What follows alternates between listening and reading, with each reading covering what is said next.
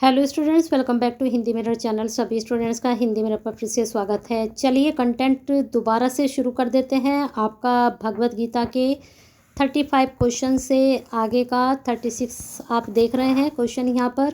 और जितने स्टूडेंट्स हमसे कनेक्टेड हैं थर्ड सेम के, तो उनको बता देते हैं। वैसे हम हर वीडियो में बताते ही हैं कि आपका हमारा साथ 6 सेमेस्टर तक रहने वाला है और 6 सेमेस्टर तक का आपके को करिकुलर की तैयारी इस चैनल से ही होगी। और आपको जुड़ना है सब्सक्राइब के साथ, बेल आइकन हिट के साथ। अब आप फोर्थ सेम में आ गए हैं। फोर्थ सेम में आपका वैदिक अध्ययन है, उसका प्रीवियस पेपर भी अपलोड है और उसके संबंधित नोट्स भी अपलोड है, उनको आप चेक कर सकते हैं।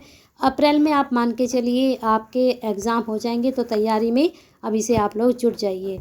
और वीडियो को लाइक करना और शेयर करना बिल्कुल ना भूलें, क्योंकि आपके शेयर करने से किसी भी सभी स्टूडेंट्स को पता चल जाएगा कि उनके 40 मार्क्स आ चुके हैं को करिकुलर में और वह पास हैं, यानी कि क्वालिफाई हैं।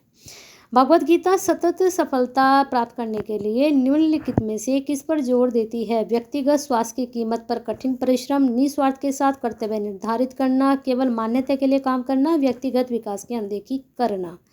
अब देखिए, कुछ ऑप्शन पढ़ के ही पता चल जाता है कि ये ऑप्शन तो बिल्कुल भी नहीं हो सकते हैं। ये भी बिल्कुल नहीं हो सकता, ये भी नहीं हो सकता, व्यक्तिगत बिल्कुल हो ही नहीं सकता है। तो इसमें आंसर बी, निस्वार्थ के साथ कर्तव्य निर्धारित कार्य करना। 37, बुद्धिमान शोक नहीं करते। किसने कहा है ये? कृष्ण जी ने कहा।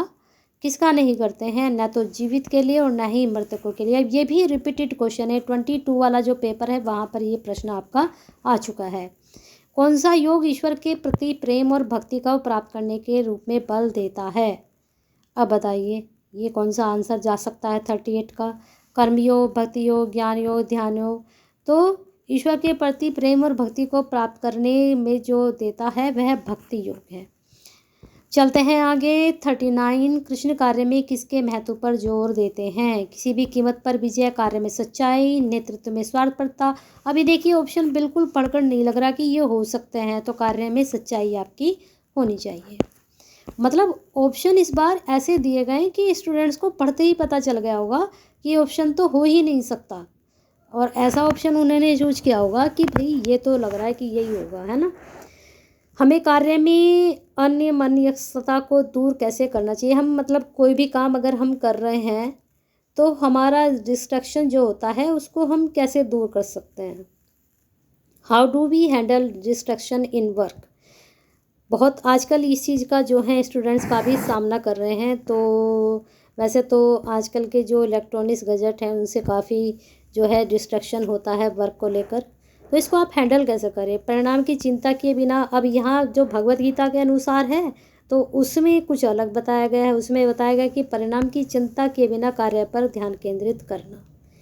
अब ये तो बिल्कुल भी नहीं होंगे ना।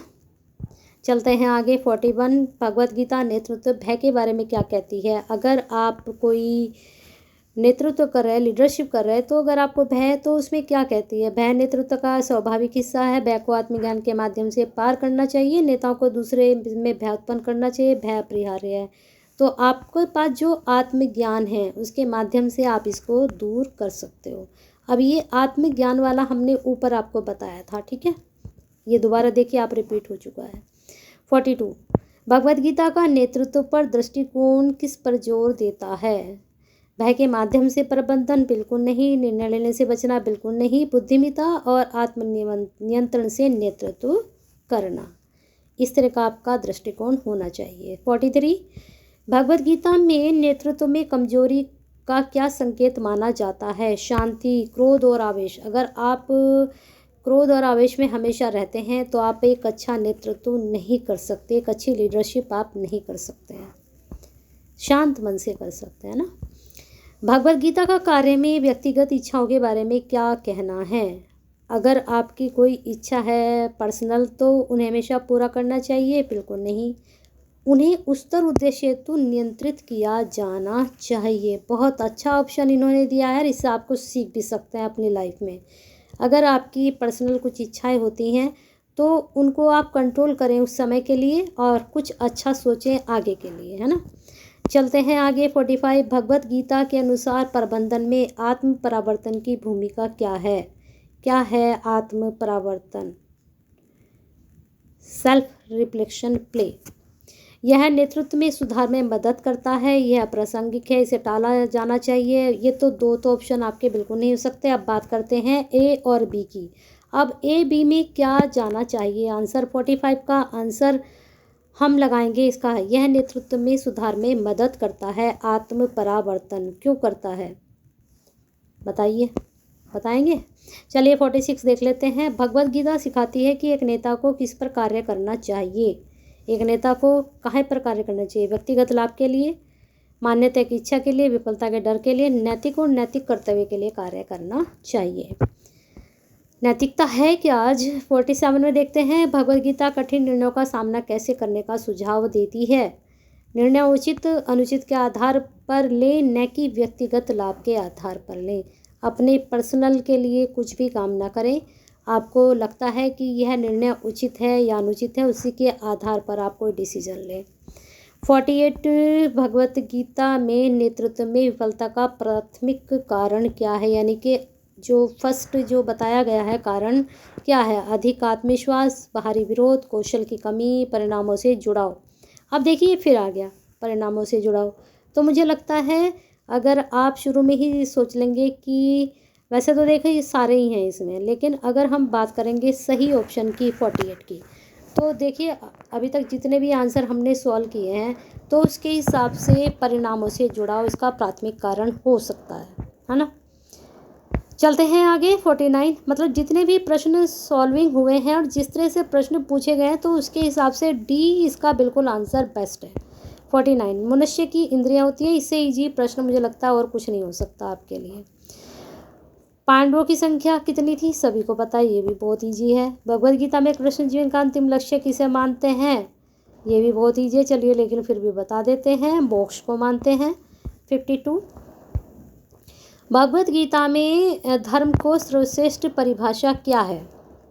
कर्तव्य और विवेक है धर्म, धार्मिक अनुष्ठान है जैसे कि मैंने अभी आपको बताया था, भौतिक लाभ है, व्यक्तिगत इच्छाएं हैं, धर्म क्या है आज के टाइम में, तो वो भी मैंने आपको भी डिस्कस किया था। लेकिन यहाँ पर धर्म की सर्वश्रेष्ठ परिभाषा क्या दी गई है? आपका कर्तव्य और विवेक ही धर्म है भगवद गीता के अनुसार।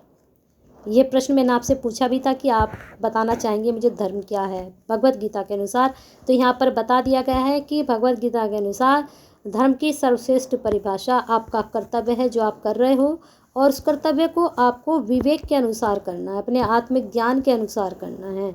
यही पूरा निचोड़ है। कृष्ण अर्जुन को एक योद्धा के रूप में अपने कर्तव्यों के बारे में क्या सलाह देते हैं? वो कहते हैं कार्य से बचें, अनासक्त रहकर युद्ध करें, प्रतिशोध लेने के लिए करें, अपने कर्तव्य छोड़ने के लिए करें। तो देखिए तो बिल्कुल भी नहीं हो सकते हैं। तो अनासक्त रहकर युद्ध करें यानी कि आप बिल्कुल उसके साथ अटैच ना रहें, आप पे रिजल्ट पे ध्यान नहीं करना, आपको सिर्फ अपना कर्म करना है। भगवद गीता सिखाती है कि ज्ञान क्या है? एक बोझ है, मोक्ष के लिए आवश्यक है, केवल विद्वानों के लिए। यह आपकी शक्ति का स्रोत है, और शक्ति किसके लिए? आपके आत्मज्ञान के लिए। नेक्स्ट 55 भगवद गीता में सांख्य योग का क्या महत्व है? सभी को पता है कौन से नंबर का है सांख्य योग। तो वहाँ पर क्या बताया गया? क्रिया बताई गई, ज्ञान बताया गया, भक्ति ध्यान क्या बताया गया? 55 का आंसर आपका जाएगा बी, ज्ञान का मार्ग बताया गया है, और कर्म में क्रिया का मार्ग बताया गया है ना। चलते हैं 56 गीता के अनुसार मृत्यु के बाद आत्मा के साथ क्या होता है? यह अस्तित्व में नहीं रहती, ये भगवान में विलीन हो जाती है, स्वर्ग में चली जाती है, इसका पुनर्जन्म होता है। 56 का आएगा, इसका पुनर्जन्म होता है। मतलब मेरे हिसाब से यही आंसर इसका बेस्ट है बिल्कुल। चलिए बाकी चलते हैं 57 निम्नलिखित में से कौन सा भगवत गीता में चर्चा की गई कि योग की एक प्रकार नहीं है? कर्मयोग, भक्ति योग, ज्ञान योग, राजयोग। बताइए कौन सा योग नहीं है अगर आपने पढ़े हैं सारे योग। 58 का आंसर देख लेते हैं। कर्मयोग का सार क्या है? कर्मयोग का सेकंड जो आपका है, परिणामों के प्रति अनासक्त रहकर कार्य करना, अच्छे कार्यों के लिए पुरस्कार, क्रियाओं से बचना, आध्यात्मिक प्रथाओं। तो बताओ बिल्कुल यही जाएगा ना इसका आंसर, परिणाम के प्रति अनासक्त रहकर कार्य करना। 59 भगवद गीता के संत भक्ति का क्या अर्थ है? भगवान के प्रति भक्ति, ज्ञान, धन, शक्ति। क्या आएगा 59 का आंसर? 59 का आंसर जाएगा भगवान के प्रति भक्ति। ठीक है, नेक्स्ट चलते हैं 60। कृष्ण जो हैं योग में स्थिर रहने वाले व्यक्ति का वर्णन कैसे करते हैं? जो योग में स्थिर रहते हैं, अनासक्त और संयमती होते हैं, निष्क्रिय होते हैं, अत्यधिक महत्वाकांक्षी। ये तो खैर होगा ही नहीं, है ना। आप बताइए क्या होगा इसमें? तो 60 का आंसर अनासक्त और संयमित होते हैं, संयम में रहते हैं वो। 61 कृष्ण के अनुसार आध्यात्मिक प्रगति के लिए कौन सी गुणवत्ता आवश्यक है? तो यहाँ पर घमंड बिल्कुल नहीं, क्रोध बिल्कुल नहीं, लालच बिल्कुल नहीं, तो विनम्रता होनी चाहिए। नेक्स्ट है आपका 62, जब भगवान मानव रूप में पृथ्वी पर अवतरण करते हैं तो उन्हें कहा जाता है। ये प्रश्न मैं कई बार बता चुकी हूँ, बताइए इसका आंसर क्या होगा? इससे इजी और क्या पूछा जा सकता है आपसे? भगवद गीता के अनुसार मन के बारे में क्या कहा गया है? यह सबसे बड़ा दुश्मन है, बिल्कुल नहीं। इसे अनदेखा कर देना चाहिए, बिल्कुल नहीं है। क्रिया प्रासंगिक, यह शक्ति का स्रोत है। आप इसे जो है अपनी शक्ति का स्रोत बनाइए, मन को कमजोरी मत बनाइए अपनी। नेक्स्ट है, कृष्ण सच्चे योगी को कैसे परिभाषित करते हैं? जो अनुष्ठान करता है, बिल्कुल नहीं। जो दुनिया से इंडिफरेंट है, या फिर जो सभी प्राणियों को समानता से देखता है, जो प्रसिद्धि की तलाश में है। तो जो सभी प्राणियों को समानता से देखता है, सच्चा योगी वही है। नेक्स्ट है 65, भगवद गीता के अनुसार सच्चे सुख का स्रोत क्या है? भौतिक संपत्ति, बिल्कुल नहीं। बाह्य मान्यताएं, बिल्कुल नहीं। निस्वार्थ सेवा है? शक्ति और नियंत्रण, बिल्कुल नहीं। निस्वार्थ सेवा, जब आप देखिए इस तरह का प्रश्न आपसे ऊपर भी पूछा गया, वही प्रश्न बस आपसे पूछे जा रहे हैं। ये देखा जा रहा है कि आपने भगवद गीता से कितना सीखा और अपने विचारों को कितना बदला है। गीता में ध्यान की भूमिका क्या है? वास्तविकता से भागने का एक तरीका, बिल्कुल नहीं। आत्मनियंत्रण और फोकस का एक उपकरण, ये दोनों बिल्कुल नहीं होंगे, ठीक है।